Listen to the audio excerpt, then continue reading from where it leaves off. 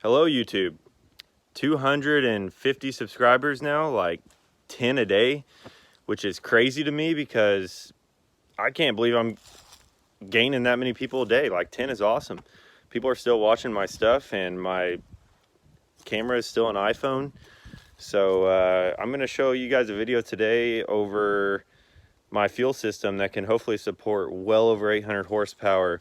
Some of it's pretty ridiculous, but I'm tired of upgrading. So I'll show you guys that, and if you're watching this with your girlfriend, you might want to change it because it's probably gonna be pretty boring for her. So we'll get right into this.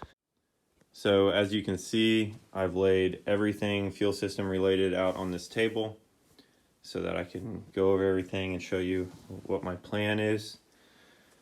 And we'll just start with this PPF intake manifold. PPF is beautiful, first of all. Very expensive, but worth it. The only reason I think you should run one of these is if you're planning on pushing around 30 PSI where you might blow up an M50 manifold. But the M50 manifold's great, so you probably should run that unless you have to get this. And I'm using the Nuke Performance fuel rail. Beautiful piece that is required to run with the PPF manifold unless you make custom brackets. Comes with those really cool PPF brackets. And for fuel injectors, these are 1,150cc injectors. I will probably have to upgrade them sooner than later because everything else around this fuel system is going to be rated for a lot more power than those. And I'm running some spacers on the tops of these, and I'm running rally road spacers. Can't really see. Rally road spacers on the bottom of them to keep them from falling too far into the manifold. I don't know if PPF really has that issue, but if you're running an M50 intake, they can actually fall too far into the manifold and you cannot get the injectors back out. So that's the setup there. Here's a nice Nuke banjo fitting. This lets me clear the firewall with no issues. Also, once it's tightened down, it doesn't have any swivel. So you don't really want swivel fittings because the O-rings in them and everything, and that's just a leak waiting to happen. So I shouldn't have to worry any here. This is actually -8 here because I'm gonna have two -8 lines running to each side of the rail. I have another one of the Nuke fittings here. And then the -8 lines will be ran by, I have all kinds of stuff in here. Oh boy, I probably should plan this out a little better, but this handy dandy Y fitting here.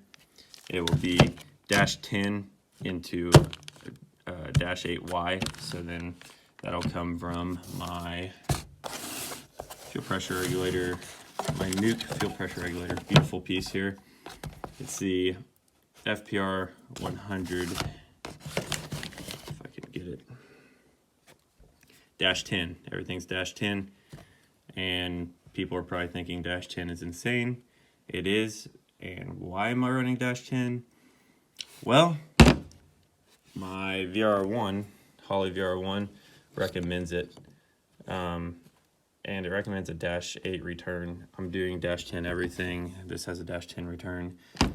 -10 line is not that much more than -8, so you might as well just do it. I know it's insane, but hopefully I never have to touch it again. All right, so this will be somewhere nice in the engine bay, hopefully, because it's a pretty part. So we're kind of doing this fuel system backwards, but this will be before my fuel pressure regulator, obviously. Also Nuke, beautiful. -10 inlet outlet, stainless filter, so I don't have to worry about anything happening from E85 or whatever I run. And this is sadly going to go under the car. I don't want it to go under the car. It's too pretty to go under the car. But very nice piece there. So if we keep going backwards here, we're going to have my $29 fuel cylinder unit. Yes, I took it apart because I had to shave it and make a spot for this bulkhead. The reasoning for the bulkhead is I'm going to be -10 straight out of it, and I'll be running a nice, vibrant, high flow 90 out of it because they make a really tight 90 that can be put straight onto the hose. So that will eliminate one fitting. I'm trying to eliminate any fittings I can because I want to, you know, down the chances of leaks. And I'll be capping off capping that off. That's just some cap that it came with. I'll be putting a real one on there. And it's 3/8 barb on the bottom. So it should work out. I don't have it actually. I don't have the seal on there yet or anything. The Teflon seals. Because, so that's 3/8 because my pump is 3/8. So this is a VR1 pump, like I said. It's controlled by this VR1 Holley controller. It's all one kit. Very nice. The plan with this is it runs at 50% and 100% duty cycle. So it'll be idling on 50%, cruising, whatever, on 50%. So it's not like overwhelming. But when I go, you know, wide open, it's going to switch to 100% duty cycle. And how's it going to do that? Well, I'm actually going to wire it into my DISA, however you pronounce it, plug that I don't use anymore. And that can be messed with in the tune, and that can actually operate this. So that should be really cool. That's a plug to Jules. Thank you, Jules at B Racing, for that idea. And Jules has helped me with a lot of this kit also. Lots of talking and stuff to put all this together. I've talked to a lot of other people, Corey, Misco, there's a lot of people I've talked to just on opinions and what I should do. Thank you to everyone. I don't come up with this stuff on my own.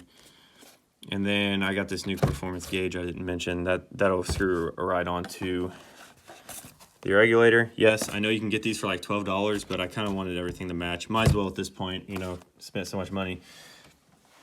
All right, where were we at? Okay, we were here. So yeah, I got to put my pump on there. It's a long boy. I'll compare it here to a Walbro Hellcat. A little bigger. This still works, by the way, if anyone wants it. It's sold for like $100.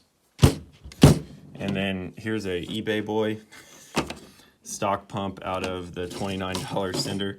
I'll probably use the cage here or the holder for this pump here just to keep it from moving around too much. I don't think it's going to be a solid clamp. I don't have the fancy billet one, unfortunately. I'm going to post a picture here of the fuel system that I've drawn up. If you're looking at it right now, it's going to look like I made it on Microsoft Paint, but I actually didn't. I made it on some app on my phone real quick, just so I had an idea of how many fittings I was going to need and what I needed to order. It's about a 90% drawing of my whole setup, if anyone's interested. Probably missed so much. Okay, Evil Energy. These are all Evil Energy fittings. I do have some nuke fittings in here, and I will have some vibrant fittings. And this is Evil Energy hose. I got some -8 here because it's going to be coming off my Y, and I have -10 here. All Evil Energy, PTFE, stainless braided, nylon coating. Really nice stuff. I've used it, haven't had any issues. Talked to a lot of people that's used it, and they like it. So instead of spending a lot of money on hose, on, you know, AN stuff, just get Evil Energy. I mean, it's probably all coming from the same place, honestly. That's what I want to tell myself anyways. So that's my fuel system. I'm gonna have a part 2 to this, you know, installation and everything. All I did here is I shaved this to install my bulkhead. And then I'll be using this plug still, but it'll just be for my fuel level gauge. I will not be using the eBay fuel level because it's probably gonna be wrong. I have an OEM one. I'm just gonna pop on there because this all comes apart. What else we got here? So this is pretty cool. Custom spacer here made for the PPF to keep it from heat soaking so badly. I have used it. It does work to keep it from heat soaking. I have another style spacer I'm going to be trying here soon that's stronger. Another update here on some other stuff that's going on. Love these clamps. I've always loved these vibrant clamps. They are beautiful. I'm going to be running that. It's going to be welded to the throttle body. That's a N62 throttle body, I believe.